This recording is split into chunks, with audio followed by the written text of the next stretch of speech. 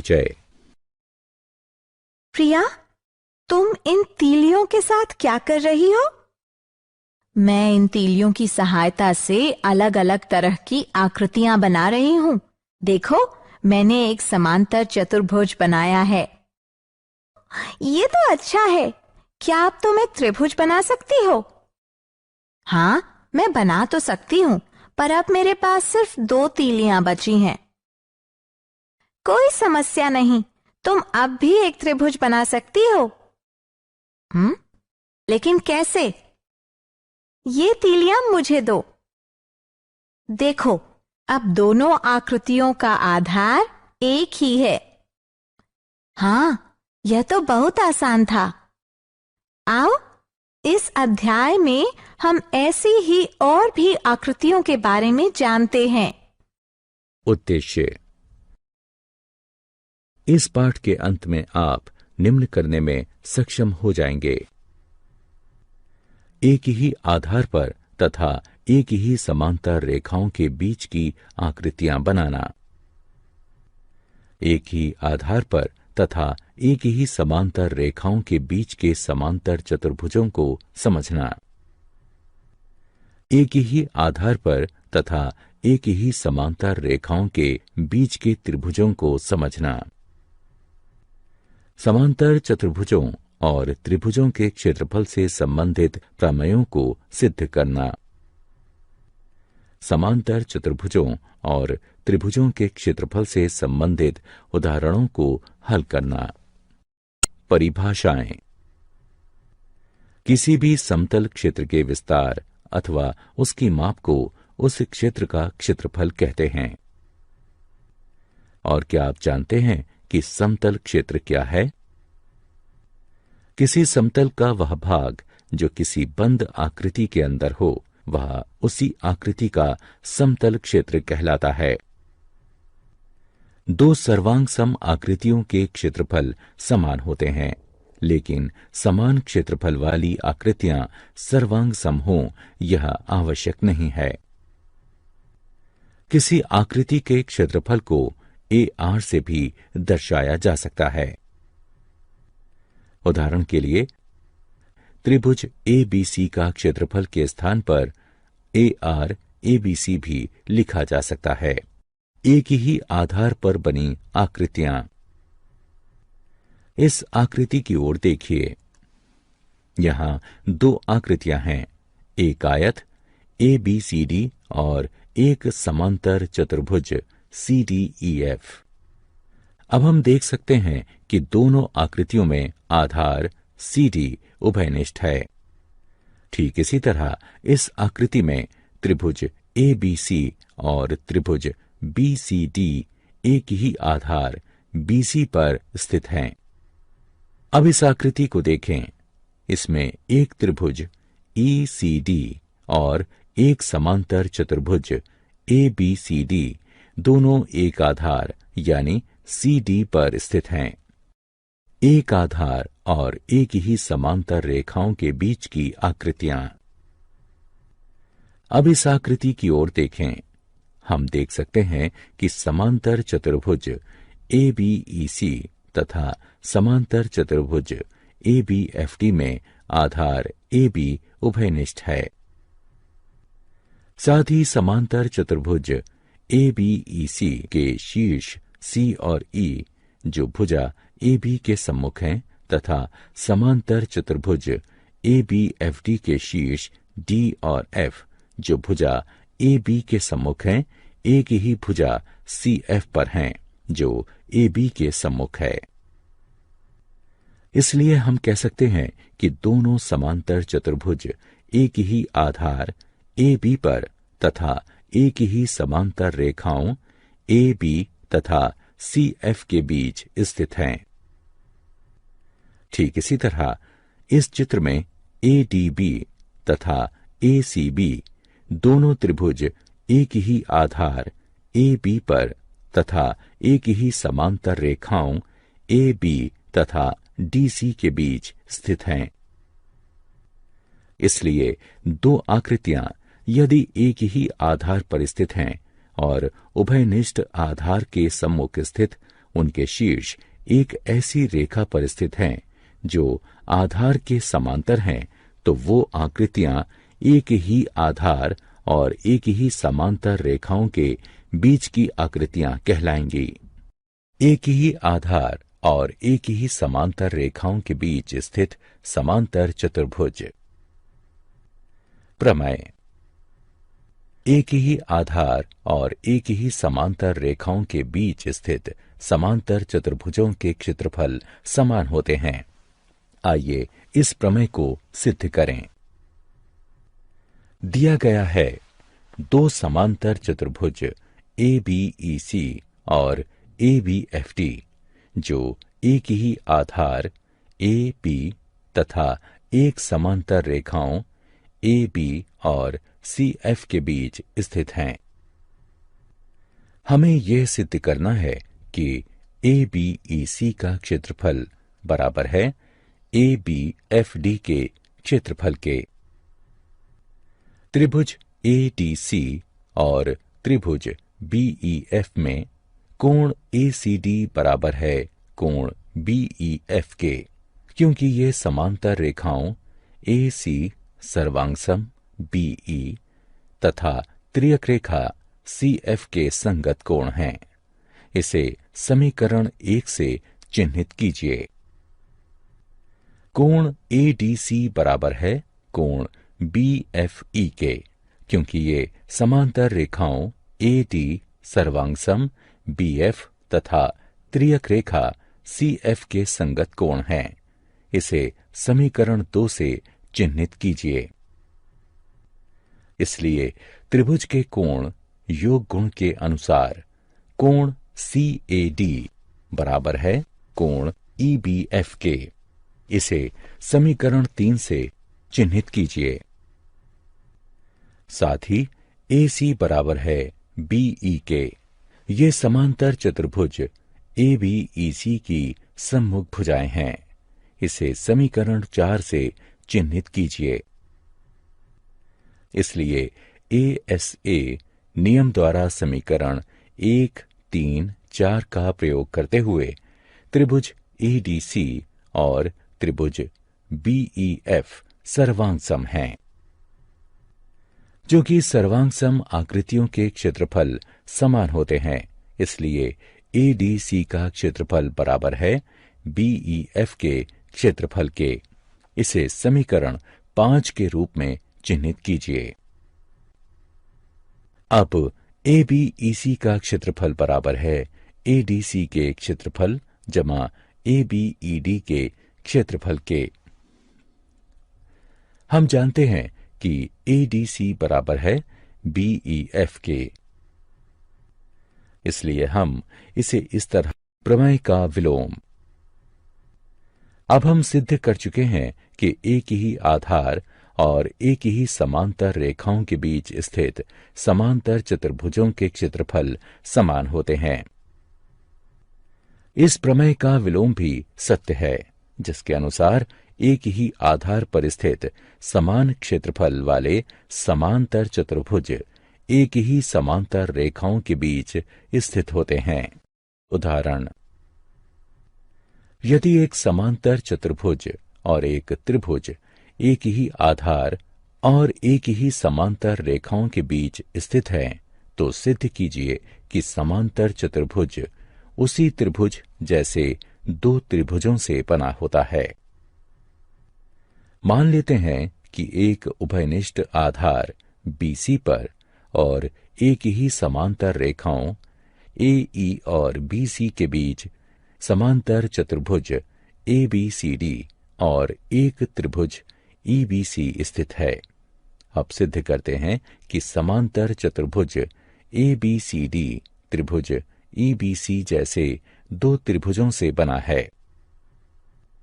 रचना, रेखा AC खींचिए।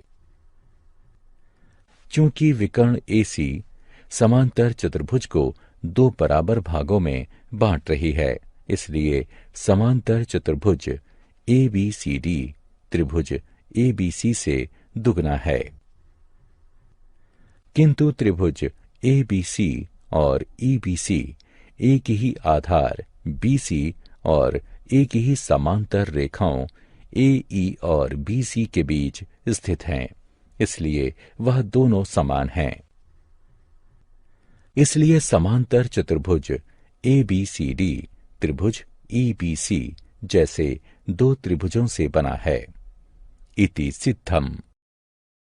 एक समलंब ABCD है जिसमें AB सर्वांग सम है DC के। विकर्ण AC और BD एक दूसरे को O पर काटते हैं। सिद्ध कीजिए कि त्रिभुज AOD का क्षेत्रफल त्रिभुज BOC के क्षेत्रफल के बराबर है। हल।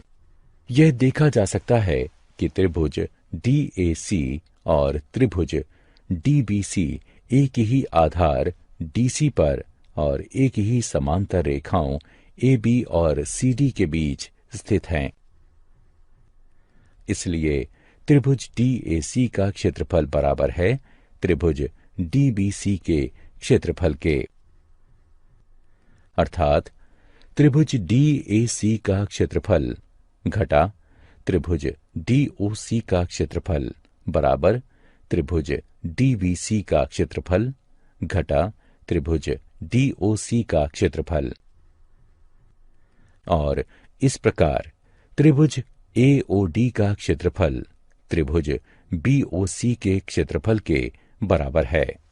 एक ही आधार तथा एक ही समांतर रेखाओं के बीच स्थित त्रिभुज। प्रमेय। एक ही आधार या बराबर आधारों और एक ही समांतर रेखाओं के बीच स्थित त्रिभुजों के क्षेत्रफल समान होते हैं। दिया गया है एक ही आधार BC और एक ही समांतर रेखाओं BC तथा AD के बीच स्थित दो त्रिभुज ABC और DBC हैं। सिद्ध करना है त्रिभुज ABC का क्षेत्रफल बराबर है त्रिभुज DBC के क्षेत्रफल के। रचना।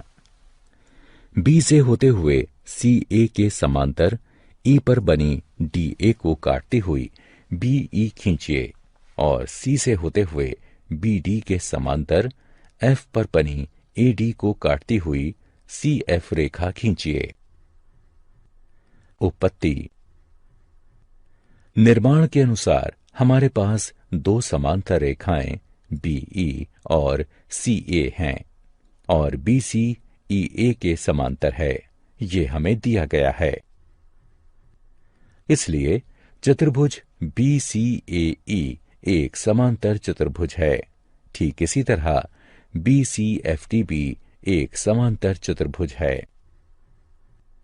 अब समांतर चतुर्भुज BCAE तथा समांतर चतुर्भुज BCFD एक ही आधार BC तथा एक ही समांतर रेखाओं BC तथा AD के बीच स्थित हैं। इसलिए समांतर चतुर्भुज BCAE का क्षेत्रफल बराबर है समांतर चतुर्भुज BCFD के क्षेत्रफल के। इसे समीकरण 1 से चिन्हित कीजिए। हम जानते हैं कि समांतर चतुर्भुजों के विकर्ण उसे बराबर क्षेत्र वाले दो त्रिभुजों में बांट देते हैं। इसलिए त्रिभुज DBC का क्षेत्रफल बराबर होगा समांतर चतुर्भुज BCFD के क्षेत्रफल के आधे के। इसे समीकरण 2 से चिन्हित कीजिए। और त्रिभुज ABC का क्षेत्रफल बराबर है समांतर चतुर्भुज BCAE के क्षेत्रफल के आधे के। इसे समीकरण 3 से चिन्हित कीजिए। अब समीकरण 1 से समांतर चतुर्भुज BCAE का क्षेत्रफल बराबर है समांतर चतुर्भुज BCFD के क्षेत्रफल के। उदाहरण। एक त्रिभुज ABC में E माध्यिका AD का मध्य बिंदु है। सिद्ध कीजिए कि त्रिभुज BED का क्षेत्रफल बराबर है 1/4 त्रिभुज ABC के क्षेत्रफल के। हल दिया गया है। एडी त्रिभुज एबीसी की माध्यिका है, इसलिए यह त्रिभुज एबीसी को बराबर क्षेत्रफल वाले दो त्रिभुजों में बांटेगा। इसलिए त्रिभुज एबीडी का क्षेत्रफल बराबर है त्रिभुज एसीडी के क्षेत्रफल के। इसके अनुसार त्रिभुज एबीडी का क्षेत्रफल बराबर है 1/2 त्रिभुज एबीसी के क्षेत्रफल के। इसे समीकरण 1 से चिन्हित करें। त्रिभुज एबीडी में एडी का मध्यबिंदु ई है, इसलिए बीई माध्यिका है। इसलिए त्रिभुज बीईडी का क्षेत्रफल बराबर है त्रिभुज एबीई के क्षेत्रफल के। अर्थात त्रिभुज बीईडी का क्षेत्रफल बराबर है 1/2 त्रिभुज एबीडी के क्षेत्रफल के। अर्थात समीकरण 1 के अनुसार त्रिभुज बीईडी का क्षेत्रफल बराबर है 1/2 गुणा 1/2 त्रिभुज एबीसी के क्षेत्रफल के, जिससे यह सिद्ध होता है कि त्रिभुज बीईडी का क्षेत्रफल बराबर है 1/4 त्रिभुज एबीसी के क्षेत्रफल के। सिद्ध करिए कि किसी समांतर चतुर्भुज के विकर्ण उसे बराबर क्षेत्रफल वाले 4 त्रिभुजों में विभाजित कर देते हैं। हल हम जानते हैं कि समांतर चतुर्भुज के विकर्ण एक दूसरे को समद्विभाजित करते हैं, इसलिए ओ एसी और बीडी का मध्य बिंदु है। त्रिभुज एबीसी में बीओ माध्यिका है, इसलिए यह इसे बराबर क्षेत्रफल वाले 2 त्रिभुजों में विभाजित करेगा। इसलिए त्रिभुज एओबी का क्षेत्रफल बराबर है त्रिभुज बीओसी के क्षेत्रफल के। इसे समीकरण 1 से चिन्हित करें। त्रिभुज बीसीडी में सीओ माध्यिका है, इसलिए त्रिभुज बीओसी का क्षेत्रफल बराबर है त्रिभुज सीओडी के क्षेत्रफल के। इसे समीकरण 2 से चिन्हित कीजिए। ठीक इसी तरह त्रिभुज सीओडी का क्षेत्रफल बराबर है त्रिभुज एओडी के क्षेत्रफल के। इसे समीकरण 3 से चिन्हित करें। समीकरण 1, 2 और 3 से हमें यह पता चलता है कि त्रिभुज एओबी का क्षेत्रफल बराबर है त्रिभुज बीओसी के क्षेत्रफल के, जो कि बराबर है त्रिभुज सीओडी के क्षेत्रफल के, जो कि बराबर है त्रिभुज एओडी के क्षेत्रफल के। इसलिए यह सिद्ध हुआ कि किसी समांतर चतुर्भुज के विकर्ण उसे बराबर क्षेत्रफल वाले 4 त्रिभुजों में विभाजित कर देते हैं। क्या आप जानते हैं, सिकंदरिया के हीरोन 1 शताब्दी ईसा पूर्व ने त्रिभुज के क्षेत्रफल के सूत्र की खोज की थी। गणित के इतिहास में वह सबसे अधिक इसी सूत्र के कारण जाने जाते हैं, जिसका नाम उन्हीं के नाम पर है। सारांश। आइए हमने जो कुछ सीखा है उसे संक्षेप में दोहराएं। किसी आकृति का क्षेत्रफल वह संख्या किसी इकाई में है जो उस आकृति के अंदर आने वाले समतल को दर्शाती है। 2 सर्वांग सम आकृतियों के क्षेत्रफल बराबर होते हैं, लेकिन इस कथन का विलोम भी सही हो ये आवश्यक नहीं है। 2 आकृतियां यदि एक ही आधार पर स्थित हैं और उभयनिष्ठ आधार के सम्मुख स्थित उनके शीर्ष एक ऐसी रेखा पर स्थित है जो आधार के समांतर हैं, तो वो आकृतियां एक ही आधार और एक ही समांतर रेखाओं के बीच की आकृतियां कहलाएंगी। एक ही आधार या बराबर आधारों और एक ही समांतर रेखाओं के बीच स्थित समांतर चतुर्भुजों के क्षेत्रफल बराबर होते हैं। एक ही आधार या बराबर आधारों पर स्थित समान क्षेत्रफल वाले समांतर चतुर्भुज एक ही समांतर रेखाओं के बीच स्थित होते हैं। एक ही आधार या बराबर आधारों और एक ही समांतर रेखाओं के बीच स्थित त्रिभुजों के क्षेत्रफल समान होते हैं। किसी त्रिभुज का क्षेत्रफल उसके आधार और लंब के गुणनफल का आधा होता है। एक ही आधार या बराबर आधारों पर स्थित समान क्षेत्रफल वाले त्रिभुज एक ही समांतर रेखाओं के बीच स्थित होते हैं। एक त्रिभुज की माध्यिका उसे बराबर क्षेत्रफल वाले दो त्रिभुजों में बांटती है। एक ही आधार या बराबर आधारों पर स्थित समान क्षेत्रफल वाले समांतर चतुर्भुज एक ही समांतर रेखाओं के बीच स्थित होते हैं।